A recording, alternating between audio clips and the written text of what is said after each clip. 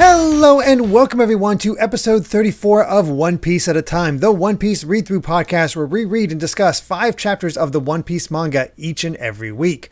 I'm your host, Derek Bittner, and I'm joined by my wonderful co-host and freelance letterer at Shonen Jump, Brandon Bovia. How you doing, Brandon? Yo, what's up? I'm Brandon Bovia. I've, of course, letter manga like Kaiju number 8, Dragon Ball Super, and many more. And I think I teased this on our last episode, but now that there's a really fun chapter of Dragon Ball that should be out by the time this episode goes live. So if you're at all keeping up with Super, I definitely recommend you check that out because it's just I've been enjoying everybody's reactions to it. Just yeah. Like, okay, yeah. Oh, so sometimes you have to sit on something for a little while. And be like, okay. And you finally get to see it come out. And it's like, oh, this is people reacting just as I thought they would. Yeah, exactly. Oh, that's pretty great. Yep, it's pretty wonderful. Man, I don't even know what to say about that, but fortunately, we're here to talk about One Piece, where we have a bit more setup, but I think this one's set up in the form of putting pieces in place. Yeah, I think things are really starting to move. Yes. Right now. Like I was surprised that I think we mentioned this in the last episode of just like kind of remembering bits, but maybe not remembering the connective tissue between the bits. And I'm like, oh, all the connective tissues are right here. Like it just flies right by. Oh yeah.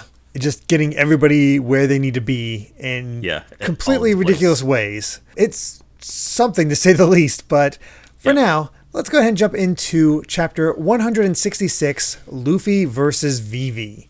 And with a name like that, you mean it can only be good things. Oh boy. It's like, oh, what's this all about? Especially after how we had our cliffhanger last time about Luffy quitting. Yeah, I quit. But before that, I have to. You were down on Full Buddy, and out of I nowhere, got baited. I got baited. I'll admit it. I'll take that L. Full Body came through. Full Buddy came through, coming in with objection fans, having his crew calling out objections, surprising Django, doing a manly dance full of tearful protest, protecting his new friend through the power of dance. And we'll have to see how that actually I love it. comes across as we get through these chapters. But my God, I love this story so much. It's so great. Just bonds of friendship type thing. That just bonds of friendship. I wasn't expecting plot twists in these. Here we go. I was impassioned about how could Full Body betray his friend? How could he sell him out? But here he comes, here at the last minute. He had to do his duty, but he has to go within the system to try to protect his friend. It's like, yes, he did these things, but he's my friend, and he helped me. Man. He deserves it. I can't believe I'm rooting for Full Body. Right?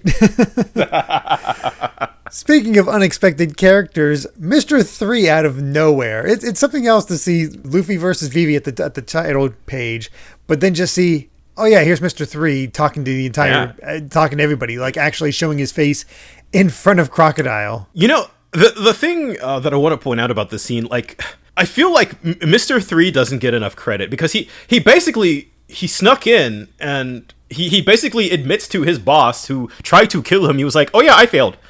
That's what this whole scene is. He's just like, oh yeah, they're still alive.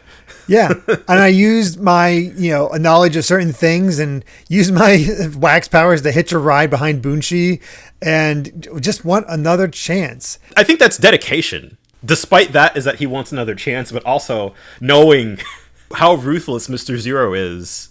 You probably know that this wasn't going to go well, but like, good on you anyway for showing up and taking responsibility. Well, he also serves another purpose that I completely forgot. I forgot that that Crocodile thinks they're all dead. The Straw Hats are dead. Oh yeah, because that whole conversation, like, cause he's flashing back to the phone call with Sanji, and he's like, "Hello, this is Restaurant Le Crap." He's like, "Wow, okay, that's." That whole scene was so silly. I forgot that like Crocodile believed it for the whole time. Like, right. Yeah, he fully believed that was actually Mr. 3. It's like the one flaw in his plan. He seems so on the up and up, and then no, I completely was fooled. And he's like, that's why the Unluckies didn't return. He's like, you got rid of a couple of them, and it's like, you didn't kill any of them. He's like, oops.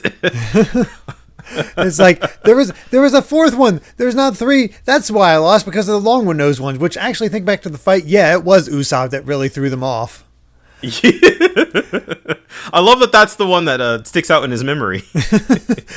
And then here comes the other information where Mr. 2 realizes that he's the one, he actually came across the Straw Hats and demonstrates that he knows all their faces, got all their faces, including Chopper's.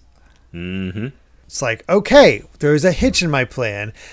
We got to take care of this. Yes, there's one more pirate as well as an animal, so we won't count the pet. I love that's how that's a mistake. Yeah, that's a mistake. And Mr. 3 wants that chance to deal with him, and he's like, shut up. grabs a hold of him and starts draining him of his draining him as he's done so many other things.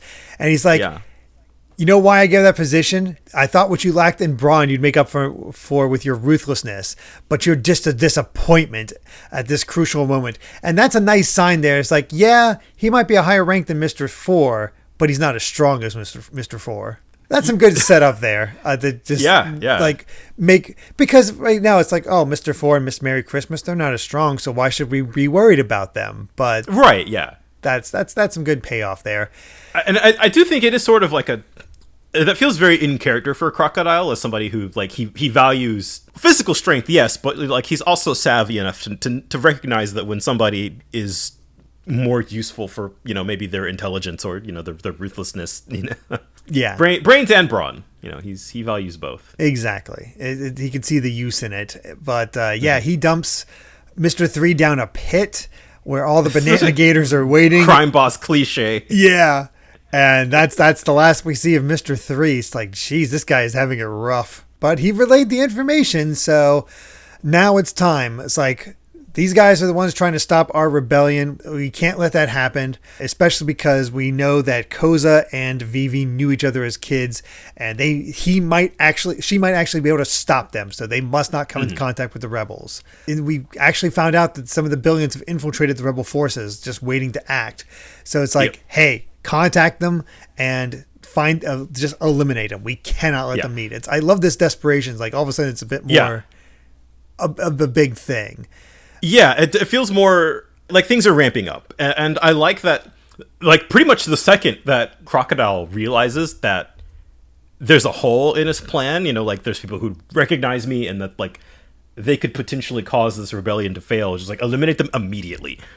Yeah. You know, he's not wasting any time. It shows just how on the up and up he is, like just ready to correct any mistakes. This line where, you know, he says the princess must not reach Katoria, Vivi and Koza must not meet. I chuckled at that line because they were so close in the complete opposite direction. That's just like, man, almost. You lucked out, Crocodile. The thing that got me is I didn't notice the first time because I was like, what is that? I thought it was like a fin behind him when Crocodile saying nothing must thwart us, but that's Mr. 3's cape. You can see the threes. So that's how you could like the signifier that he's eaten. Wow. But the numbered ranking members were all sent out for their mission. He tells them to have fun. And for a chapter called Vivi versus Luffy, we're 14 pages in, we finally see the fallout from that. I was going to say, it's like most of this chapter was about Baroque Works. Mm-hmm. Man, this is so interesting, especially coming from Luffy.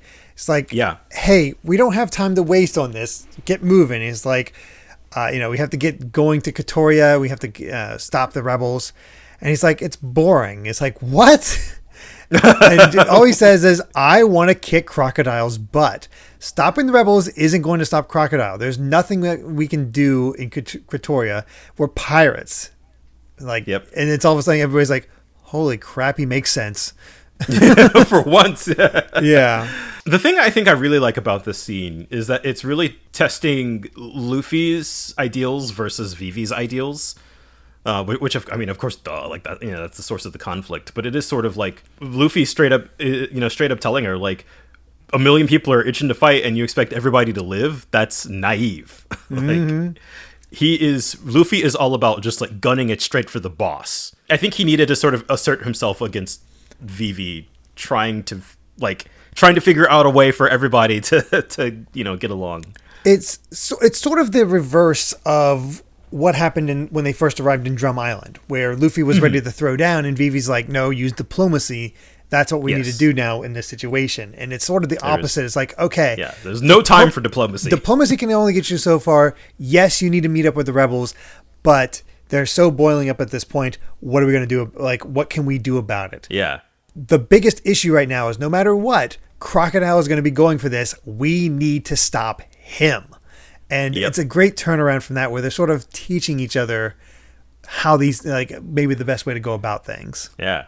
And this like argument escalates into an actual fight. Like Luffy punches her. Yeah. So straight up. Well, I mean, it's like the catalyst, Vivi saying like, what's so wrong about not wanting people to die? And then Luffy just like, people die. And then she just right in the face. Mm-hmm.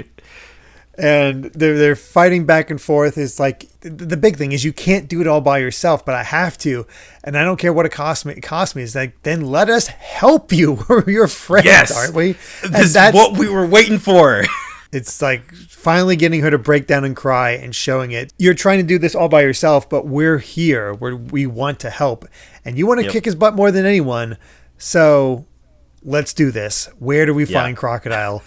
And it's a nice, we've seen this goal from Vivi, and it makes sense, but and we've like, this is a shonen, of course. If by going for the rebels, naturally they lead up, but it does make more sense to actually go towards the big boss. For sure. Is this one of those arguments that I feel like is entirely in character on both sides, and it was something that I really, really enjoyed, even if it's like 2 pages, but it is sort of like you get a real sense of where Vivi's at and where Luffy is at, and Luffy's kind of like driving the story to what makes the most sense for them right now.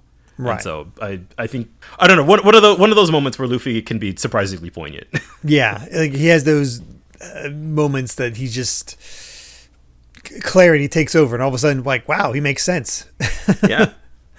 I mean, and at the end of the day, of course, he's as a shonen protagonist, he's all about, we're just gun it straight for the boss. Like, oh yeah, it's not even bother with this. Yeah. You guys got to take on that boss. But let's go ahead and move on to chapter 167, Battlefront. And the dance is so infectious that the entire courtroom broke out into dance. This is so hype. Yeah. Django's dancing, Full Body's dancing, the judges are dancing, all the Marines and the witnesses are dancing. The judges dancing just made me laugh. It's like, okay. And thanks to Buggy, we know that all these things that happen it's all canon. So I love how you have this very serious stuff going on, and then meanwhile Django's getting everybody to dance without the power of hypnosis. Yes, that's the dance brings people together is truly the lesson of this cover story. Yep, that's the big one. But into the chapter itself, it's time to consult the map, which has been filled out quite a bit more. Yeah. I remember this feeling fairly complicated the first time I read it. I was like, oh man, I can't keep all these places straight, but like, it's really simple. It is really simple. They got to Nanohana, they went to Erimalu, they had to travel across the desert to Yuba, and hey, it turns out Rain Base is just north of Yuba, so that works out. Yeah. We even get to see how Karoo went to Alabarna. We see how Katoria is to the right of Nanohana, and we even get to see where Spider's Cafe was. Yeah, just kind of off to the corner. Yeah. That must have been a trip then. Yeah, it also makes sense why it seemed less like an actual desert, because it was so close to the actual water. Ah, yes. So that makes sense. I do love, we're headed for Rain Base. I love Vivi mentioning that it's a gambling town, and Nami's like, ooh. I want to see her gamble. I want to see like how good she is. For somebody who loves money so much, I feel like she would be against losing or risking money, but like, hey, if there's a chance to make a profit, she's all about it. I feel like she knows how to play the system somehow. Like, just seems to be her thing. So. Oh yeah. And what's really interesting here is that Luffy is showing restraint, not drinking the water that he was given by Toto, not even letting Usopp have any, and coming up with a new attack name. Gum No Way. Yeah, Gum No Way. Yeah. It's just stretching his arms away from Usopp, and I love there's one little drawing of Usopp like trying to like reach out. There's also the blink and you miss a joke that Zoro tried to go the wrong way. Oh, yeah. He's like, let's get going. We have to hurry. And then I don't know who's saying it's like, hey, north is this way. Hey, stupid. That won't be the last we see of that. Nope. And there they go across the desert once again. And Chopper's trying to hang in there as best he can. Vivi even says a little thank you to Luffy. And his only thing he wants is, after I defeat Crocodile, feed me till I explode. That's all he wants. And it's time to finally meet adult Koza, where a young boy, really a shoeshine boy actually, wants to join up with the rebels. I hate the king. I want to help you defeat him. And then we get probably one of the most grotesque things we've probably seen in the manga up to this point. My God. Yeah, seriously. Yeah, like, because what's this guy's name? Falafra. Yeah, because Koza's just like, show him, and he's missing an arm and most of his shoulder. Right. Like, there's just this like almost like a cannonball clipped him and took it out like that. It's like, my God. Yeah. Naturally, this shoeshine boy Kappa, he's just taken aback, like, ooh. Yeah, obviously I'd be taken aback. It's like, holy crap, dude. Yeah, that is brutal. Kids like insistent. It's like, I want to fight. I'm not scared of getting hurt. All that stuff.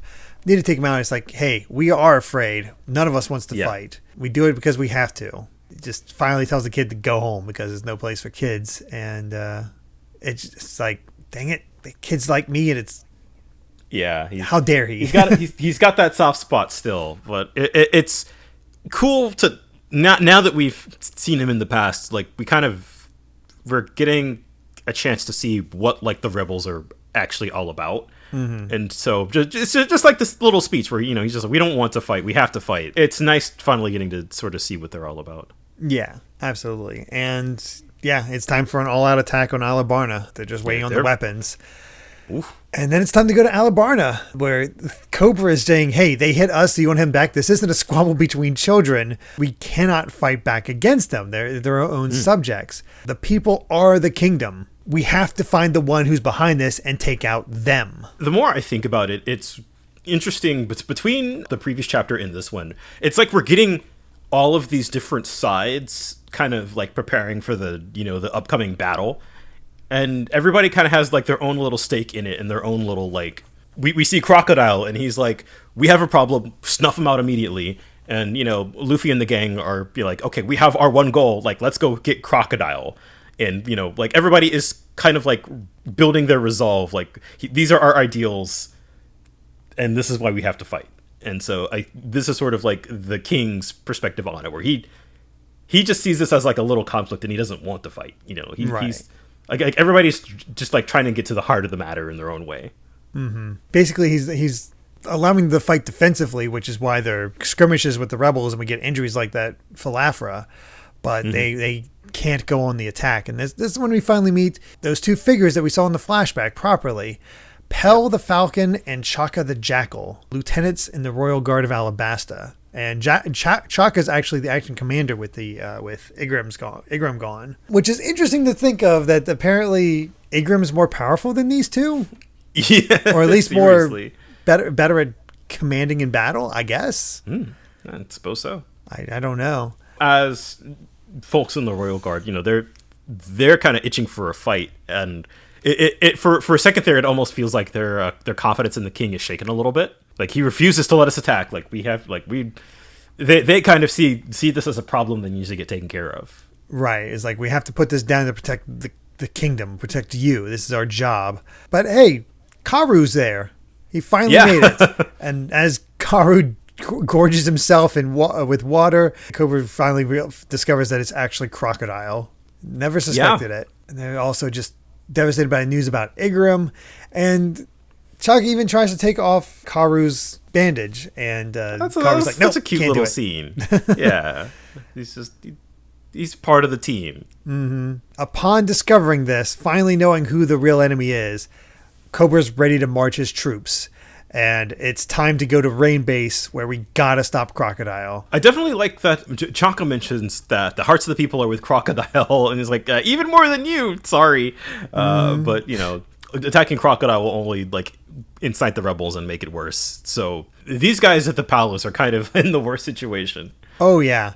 But Cobra's firm. He does not care if the rebels take the palace, the people or the country. So Crocodile must be stopped, even at the cost of their lives. But if we fight the rebels, then Crocodile wins. And man, that artwork of Crocodile just smugly behind him. Yeah. It's like, yeah, you are setting him up as the big bad here. Jeez. Yeah. It's so cool. There's everybody up against one enemy, basically. Like, okay, we've all realized that Crocodile is the guy in charge here, so we're all gonna have to charge at him. Yeah, and this we got Chaka getting the officers and devising a plan of attack, while Pell is going to scout the enemy position, and even Chaka is so impressed by this, she's actually shivering from the sheer determination of Cobra. Yep. It's like, no, he's far from beaten. We're ready for this. Playing defensive is not a sign of weakness here. So it's time to actually take down Crocodile. Yeah. And we end off with where everybody's at, where everybody's going. There's a handy little diagram. Yeah, with the rebels going to Alabasta, the army going to Rain Base, and Luffy and them going to Rain Base, where in 17 hours, Operation Utopia goes into action. Which brings me to one thing, because last set of chapters, they were saying it I think it was 7 a.m. or 9 a.m., something like that. The plan goes into action. And I thought that was the day they were on, but apparently we had an entire day go by just so we had enough time for Luffy and them to get to Rain Base. I wonder if that was a mistake on Oda's part, or just because we didn't see how the days are going that we just sort of assumed that the next day they were coming up on was I don't know. I could potentially believe that a whole day passed and they were like, oh, okay, it just kind of like that happened. But there have actually been situations I remember where there have been mistakes in terms of like how much time is passing in this one area and where particular characters are, and like that stuff has been there was one recently that in the current arc in the manga that was like, I believe Oda like was just straight up like, oh yeah, we're going to correct this for the volumes. Okay, that makes sense. Yeah. So, but like he keeps watch on that kind of thing. Right. I'm sure he does. We got another SPS where we learned that Vivi is 16 and Chopper is 15 in human years. Got that little bit of information. Also, just him attempting to draw Luffy, Zoro, and Nami with his left hand, which honestly is still better than funny. I can do. You're just like, yeah, that's not like great, but still, for an artist, still quite good. Oh, yeah. With the left hand, my God. But yeah, let's go ahead and get to chapter 168, Rain Base, the City of Dreams, where we get acquittal by feeling the beat. But there was a punishment for this. Full Buddy had to be demoted for this to go through. So he doesn't care. He's hugging his friend. It out. Oh, it's so wholesome. Yeah, it is. Everybody's crying. The judges are like reverse dabbing. I don't know what they're doing. This cover story is so bonkers. Who would have expected this to get so wholesome? I don't know. Oh, I love it. Oh, it's so good. Like, again, it's completely throwing your estimation of Full Buddy to the side. Like, no, yeah. Full Buddy's where it's at. I was wrong. You know what? He's a bro through and through. Mm-hmm. And between chapters, 16 hours passed as they were traveling across the desert, because in 1 hour, Baroque Works will launch Operation Utopia. But the Straw Hats finally arrive at Rain Base and ready to go. But turns out Nami asked Usopp to do something called the Climate Baton. But apparently if you combine them in different ways, they can be used for different attacks. This doesn't really hold true the further we get into the story, but I kind of like Usopp's position here as like the team engineer. Yeah. It is something I wish that he would have had the chance to do a little more often. Yeah, it's cool. It's like, and it's also an indicator that, hey, Nami's going to get in on the action. Yeah. Getting some different weapon. She hasn't used her little, like, her staff thing in a while. I mean, to be fair, she's not really equipped for combat. Yeah. So it makes sense. But hey, now she's got like a weapon of her own, and that's, I mean, I feel like this is sort of like the iconic Nami weapon.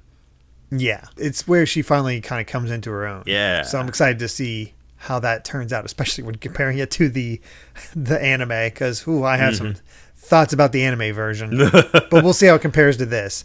But that's a ways off yet. This next page reminded me that Sanji's over here just, simping super hard. Like, don't give Nami the dangerous weapon. Nami and Vivi don't have to fight. And then just like, you haven't done jack all for like 30 chapters. The most he's done is killed the Unluckies and somewhat protected Luffy and Nami during the rabbit situation.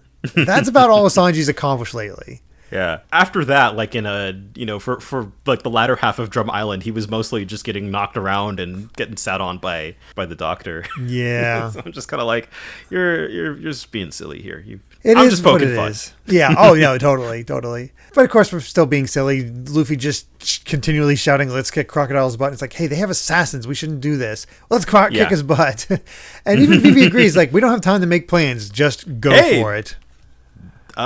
He won her over. Yeah. There you go. All that overthinking. She's just like, okay, yeah, we don't have time. Yep, let's do it. And of course, because Luffy has the worst luck in the world, I forgot about this scene. He goes to a bar to get some water along with Usopp, and it happens to be the one that Smoker and Tashigi are in. Tashigi's like, why rain base? He's like, it's just a hunch. And then you have this whole scene of him being like, there's something wrong. There's something, he's like trying to put it all together. Meanwhile, like Luffy and Usopp are just like right next to him, like, water. Yes. And it's just like, it makes sense because he doesn't trust pirates, and he's like, there's something up with Crocodile. I just something tells me I gotta be here. And then they just get blasted in the face with that water. Yep, they just take. This scene after, where they're all kind of like hanging out, like, Zoro's over here. Like, those two are magnets for trouble. Be ready to run. It's just like the exact same thing that happened back in Nanohana. Yeah. Where they're just like, well. Yep, just the way it goes. And Smoker, of course, goes after them. Tashigi gets stuck paying the bill, even for Luffy.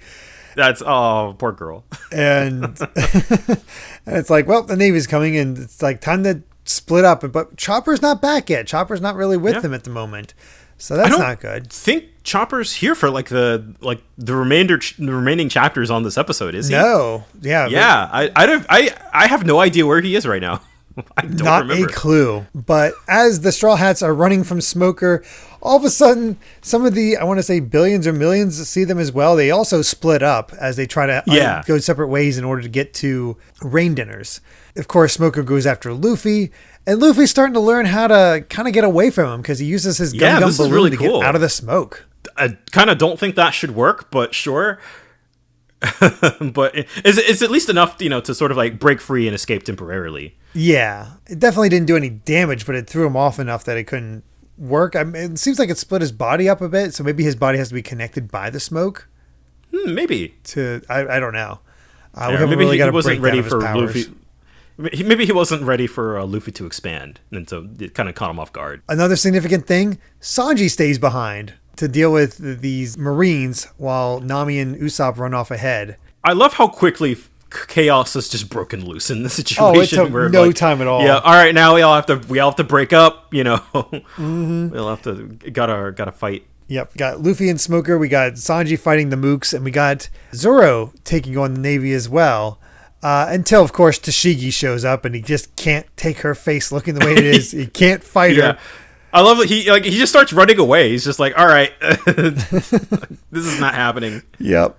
And, of course, Usopp and Nami run into the billions or millions, the Baroque Works troops, and have to run away. They actually managed to get it. Usopp kind of like knocks down some barrels to block their path, and he's like, hey, it worked. Who knew? So, yeah, it's very fun to see sort of like the two most helpless members on the crew kind of stuck together. Mm-hmm. And they make it to Rain Dinners first, but of course there's some Baroque Works agents waiting. Not looking good for them until Zoro comes in with a big old kick. Knocks them all down. knocking them down like dominoes. No sign of Vivi yet either, so they're just going to have to... Even if they're not fully back together, it is actually... I was not expecting them to all come back together in the same chapter. Yeah, same. For the most part. I was actually rather impressed. And Luffy catches up, and it's like, all right, here we come, Crocodile. And he gets the report. It's like, oh, hey, Straw Hats are here. Oh, cool. Go get them. And that's how it ends. It's like, well, that just fell right into my lap. Yeah, how convenient for him. Yeah, that's very kind. Good thing they're stupid. Yeah, exactly.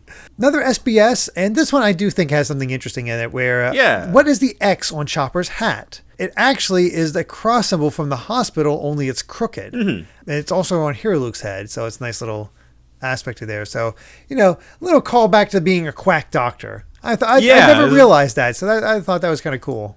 That makes sense. I like it.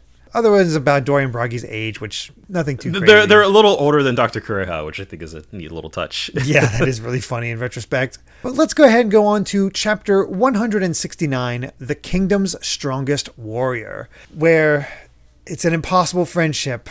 We see Full Buddy demoted, just a regular Marine now, no status. Yep. But it's time for Django to take off, and it's just like, it feels like a goodbye. Yeah. Friendship is truly more powerful than status. I love the Marine nearby on the right there just crying his eyes out. I mean, they've all been won over. Yeah. How can you not love Django?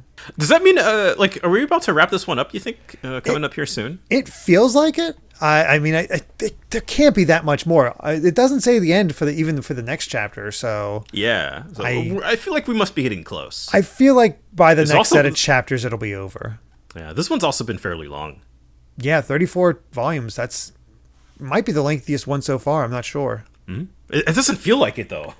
No. It way better pacing. Stuff actually happening with each episode, unlike Kobe and Helmeppo.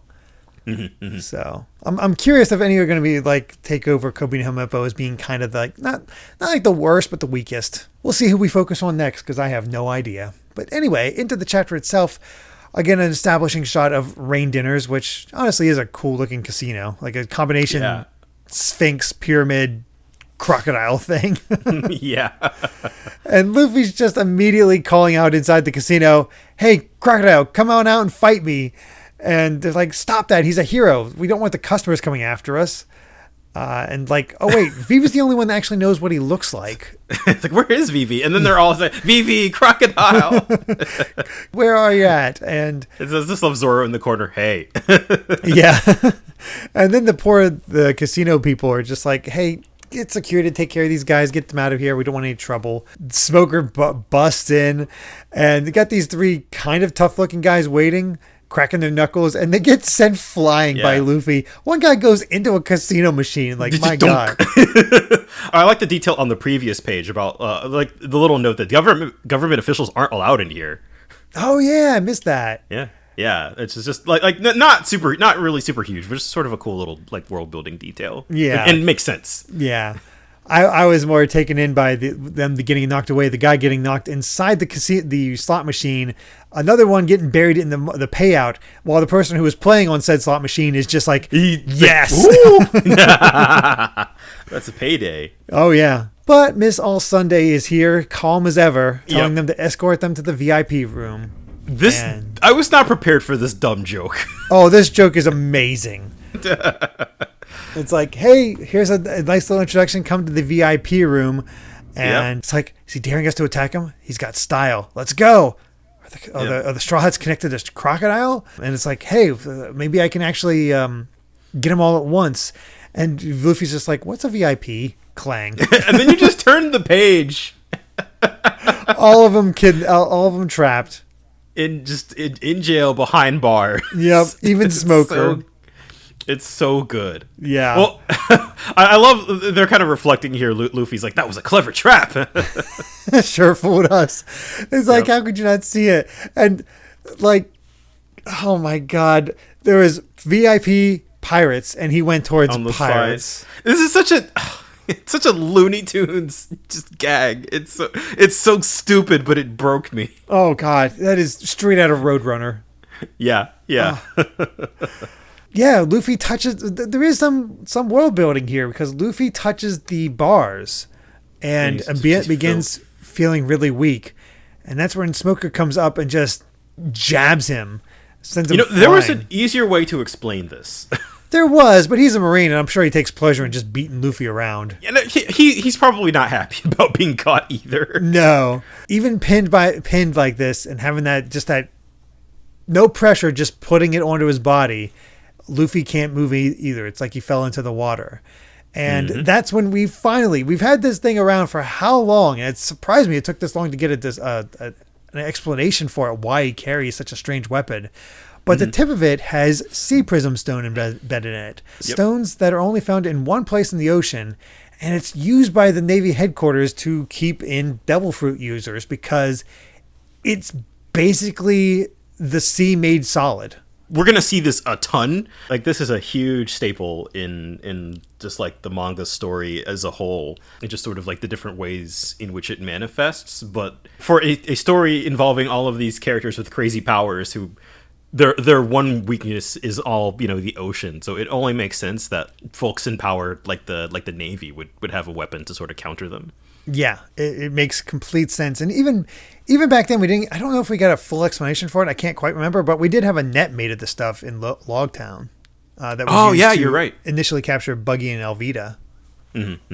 So. Yeah, that is some good patience on Oda's part, because I feel like that is something that somebody could have just explained right away, but instead, like, it's something that doesn't need explanation in the moment, and here we finally get it like 70 chapters later. Yeah, when it actually matters to the heroes, and it's definitely going to be a big thing with Luffy having to contend with pretty much everybody from this point on, probably. Yeah. Still relevant even now. And Smoker says it's that they're only found in one place in the ocean. I know where that is. I think I don't remember it all. But, so yeah, we'll I'm in the dark on that one. I might have to go Google that later to make sure I'm right. But yeah, Crocodile was just hanging out there the entire time. It's like, hey, you should be friends. And he's already has a story made up where that Smoker died bravely fighting the Straw Hats. Yep. And Crocodile's so smug here. He's just because from his perspective, he won.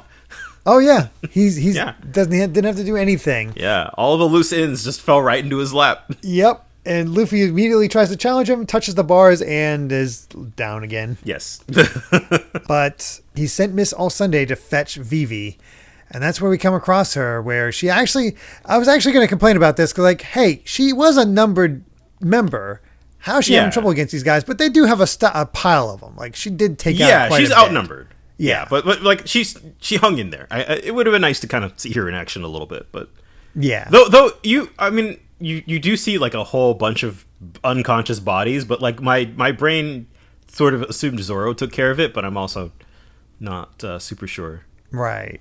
Yeah, I'm pretty sure it was her that took him out, although she's not really equipped, so hard to say. Who knows? Yeah. But then yeah, coming in with the save, we got... I forgot about this. It's so rad. Oh, really? I did not forget about Pell being a falcon. Oh, the falcon I did remember. The machine guns is what I forgot. Yeah. I didn't realize it was using a machine gun, I'll be honest. Like... Oh, right. He does. I completely missed that. They even mentioned, I'm like, where's the machine guns at? But yeah, he's equipped with them as he's going down. Like, he's a damn fighter jet. What?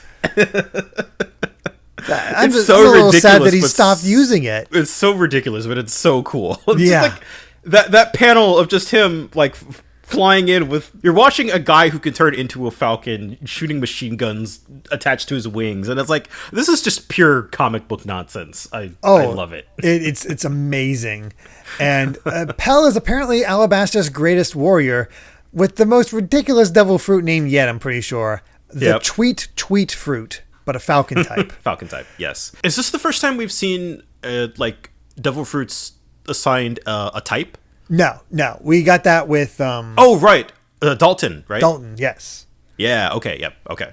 Yeah. Oh, man, they're kind of throwing out zone devil fruits left and right here now. Yeah, they really are. It's like, all right, we've no reason to keep it back. What's really interesting here is that I can't believe there's only 5 flying devil fruits known to exist.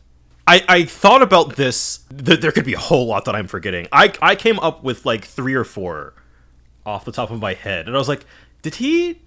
So I have no idea if that is actually a valid statement currently 1,000 chapters later. But I mean, he could come up with, like, show the 5 and be like, for the longest time there was only thought to be 5, but I have found the strongest of the bird type. the flying type devil fruits, and it's mine. The 6th one, tweet treat fruit, whatever type.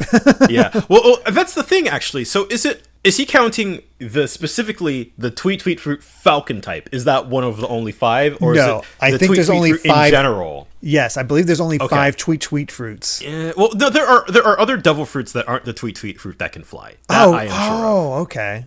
Yeah, I could name 2 off the top of my head, but yeah, there's just too many that I don't remember that I'm like, I might have to look that up later if that's like an actual retcon, or is that something that has stayed consistent throughout the whole series? It's not something I ever thought about, but it's such a specific statement that it's so suspicious. Yeah, I'm not sure. Yeah, but I'll look that up later. It's probably not too important, but it's a cool statement nonetheless. It's the kind of thing that I could see Oda being like. That is something that I feel like he would keep in mind. It is too oddly specific to not be. God, his hybrid form is amazing too. That he's so barrel chested. Yeah, the hybrid forms in general are some of my favorite for the zone users, because like they run the full gamut from looking really dumb to really cool. Yeah. And I love when he's using his attack. We have this one guy in a numbered shirt just planking. Yeah. Like it's so I guess kind of spoilers for the next chapter. Really, like, it's cool that he does get to show off a little bit here as the Alabasta's strongest warrior, because he gets completely dunked on next chapter. I mean, I think it does a great job of showing how much of a threat like Miss All Sunday is, because she is like. She is the partner of the Crocodile. How is she so possible? And she's always been just cool and collected. What makes her such a threat? Yeah. And we're going to get to see that with this next chapter. So, I mean, poor Pell gets Yamcha'd. Yeah, he does. But, I mean, at least he gets something cool to do. Speaking of All Sunday, actually. But yeah, that's it. We got this face-off between Pell and Miss All Sunday that we end off on for this chapter. So... good stuff. Well, things are just falling right into place. Oh yeah, there's some that's split up. There's some that's coming together, but the interactions are really starting to happen, and that's the cool part. But final chapter for this set, 170, beginning, and no, Django, how could you do this? Just forget about this friendship, and he's going to do the 1-2 Django. All the Marines in the background crying, It's such a sober way to go. Like, it can't end like this. It can't end like this. No. They bonded over dancing. He got him out of court. It's just such a shame, but I'm compelled. It feels like a legit cliffhanger. I want to see what happens next with this story. Yeah. So I guess we'll find out. But into the chapter itself, it's time for the face-off between Pell and Miss All Sunday, and good on Vivi trying to attack her. This face-off is so sick. Oh, it is. It shows off All Sunday so well. Yeah. Because Vivi tries to straight up dice her with the peacock slasher, because she wants revenge for Igaram. And as soon as Pell finds out, it's like she's the one who killed Igaram. And then we got Miss All Sunday. Bam! Arm straight through Vivi. If Pell got Yamcha, the Vivi just got like Frieza'd. Well, actually, more Yamcha just with the androids. oh yeah, you're right. Yeah, he did. I forgot about that. Yep. Ooh, that might be one of the most of course it gets subverted, but like just from a pure imagery standpoint, like that might be one of the most violent things we've seen. Oh yeah, just chest right through it. Makes her seem utterly ruthless, especially that look on her face. Yeah, the reaction by Vivi. Pell losing it and horrifying. Just going for it. And then we get her attack, Tre Fleur, where she spawns arms outside of Pell's body and stops his sword from getting pulled out and covers up his wings so he can't fly anymore. Oh, I didn't notice that. That's what that was her blocking the sword. Yeah. But yeah, like he just completely crashes. Nope, not even close. But hey, turns out Vivi's all right. All Sunday just treats it like a joke. Is like, oh, you thought I killed her? And all she did was actually just spawn an arm behind her to make it look like she killed her. Get baited. She really did. So we finally learn All Sunday's Devil Fruit, which we got a tease of way back when she killed Igaram. She ate the flower fruit, the power to make any part of her body blossom and make her limbs sprout anywhere. which is how she got the hat. She spawned something on Luffy and threw the hat to herself. Yeah. That's a good detail. I feel like that one in particular was a really cool build up to feeling just completely impossibly powerful, but having a very, logical relative to One Piece answer to what was actually happening. Right. We get Crocodile's devil fruit reveal in this same chapter, but I feel like it was so much more obvious. Yes. You could definitely predict. Honestly, I'm starting to forget it. Like, has it been officially revealed yet? I couldn't tell. No, this is the official reveal as far as I can tell. Yeah, for Crocodile. This chapter. But again, like, it was so much more obvious. You're just like, oh, duh. but this one is so out there that it's like, oh, suddenly so many more things make sense with All Sunday here. Not what you'd expect from a flower fruit either. Yeah.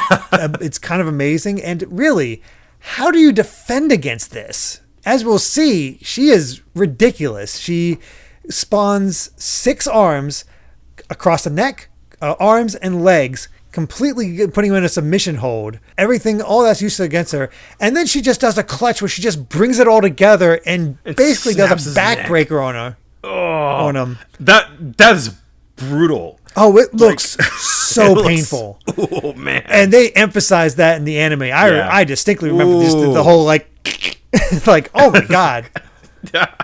Jeez. And then just, God, that line, she's like, so much for Alabasta's greatest warrior while he's bleeding out on the ground. Yeah, just like knocked out. Man. Wow. So. Wow. Yep. Yeah, that is a great reveal. Yep. She gets Vivi and starts time to take him. And meanwhile, Luffy's just goofing around, just like mimicking Sanji. I totally forgot. Like, I remember this scene. I forgot that it was here. Because they're just like bored trying to pass the time. And you have to imagine Crocodile's just like, these people are such idiots. Of course, Nami's like, why are you goofing off? It's like, well, we can't really get out, so. Yeah, there's nothing to do. And meanwhile, Zoro just took a nap. Oh, yeah, I love it. Morning already? It's still the same day. Poor Nami's trying to keep all of these clowns in line. And she's still like, hey, these guys get out. They're going to kick your butt higher in the clouds. Luffy is like, rah, in the background here. and you see Usopp behind him just like cowering in fear. Doesn't matter. He's still confident. He's not worried.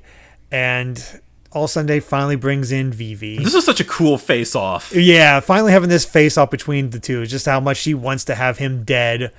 And he's just like not worried. He's like, oh, I won't die. Man, the kingdom's done. That just complete like grit. Oh, it's so menacing from Crocodile. He just feels like a gang boss. He's just in complete control. Yeah. Vivi, my girl, is going straight in for the kill. Yeah. It's a cool moment. Like just her having that the peacock slasher and then using the string slasher. It looks awesome, but just you can just immediately tell it's not going to work considering Crocodile just like takes a puff and his head like bursts. Chair goes off. And that is a rad panel in and of itself. Oh man, I love that pose of Vivi landing that attack. It's great.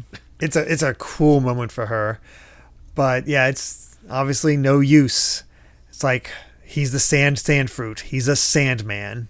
Oh, yep. There it is. Which, I mean, if you hadn't figured it out at this point. I mean, I will say, you wouldn't necessarily think sand when it comes to draining water from things, but that is true. Definitely a bonus. Yeah. But when he got stabbed all those times, it's like, okay, I think I know where this is going. Yeah, pretty much. And that's it. He has her captured, has everybody captured. All Sunday is all set as well because Operation Utopia is beginning. It's 7:00 and it's the start of a long day. Man, these cliffhangers. Yeah, we're just getting like perfect ones for last these episode chapters. and this one. Yeah, it's so good. Yeah, it's fantastic. And man, the stage is set. And the funny thing is, almost all the Straw Hats are captured except for Sanji and Chopper. I legitimately don't know where they are right now. No, I have no idea how they get out of this situation. Yep. So man. that makes it fun.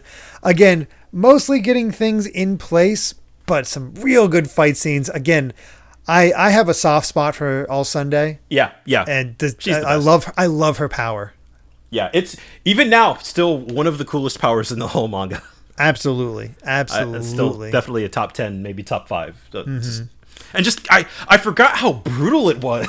Oh yeah. Like because it's such a, I guess that is something that we see her do a lot. To say in the most vague term possible, like, oh yeah, she can just like snap your neck. But then just seeing it that first time, like she's got Pell. Yeah. This isn't the first time we'll see her use this attack, and it's brutal every time. Yeah. Oh yeah. Yeah. I definitely the manga really sold. It's just seeing her, the hand up against his like chin, just like oh yeah, that's great. I am so looking forward because it feels like now all the pieces are in place. Yeah, it's time for the action and seeing just how it comes together. It's just like pure action from this point on. It should be really feels like it's gonna be. Yeah, and all of this. Yeah, man. I guess if we're like kind of officially at the end of the setup phase, it was also a lot shorter than I remember, as is per usual with this podcast. It feels like, but I think we've talked about before of how much like filler the anime added to some of the more like kind of exploring around sections, but. Yeah, it just definitely carrying it out. out. It's so snappy. Yeah, I'm loving it. Same. It's a good time, and I am so looking forward to the next bit. Man, it's crazy to think that we're only 30 chapters away from 200. Yeah. Oh man, it flew by, man. It really, it totally did. Really did. It totally did. But love it. Can't wait to see more. And we'll see how this Operation Utopia goes, I guess, next time. But with that, I believe we've said all we've wanted to say about chapters 166 to 170 of One Piece. Thank you so much for listening, and you can find more of my ramblings and stream VODs over at BitNerd Games on YouTube, or BitNerd with an underscore at the end on Twitter. And Brandon, where can everyone find you at? I'm at Brandon Bovia on Twitter, just talking about anime, manga, games, and my job. Like I opened the show with, a lot of fun Dragon Ball stuff happening lately, so, just... keep your eye out on my account for that kind of stuff.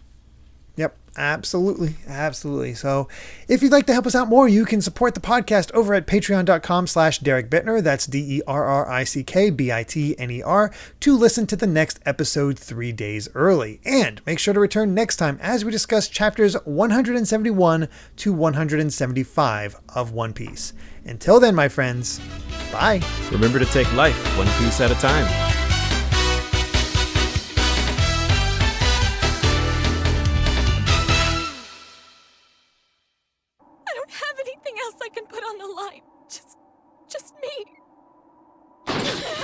Well, you can at least try putting all of our lives on the line together! Aren't we friends, huh? Well, aren't we friends? There. Now you see. Now you understand. Hey, you can cry. We'll succeed. We're going to stop this. I know how much you hate this. You want to get Crocodile the most.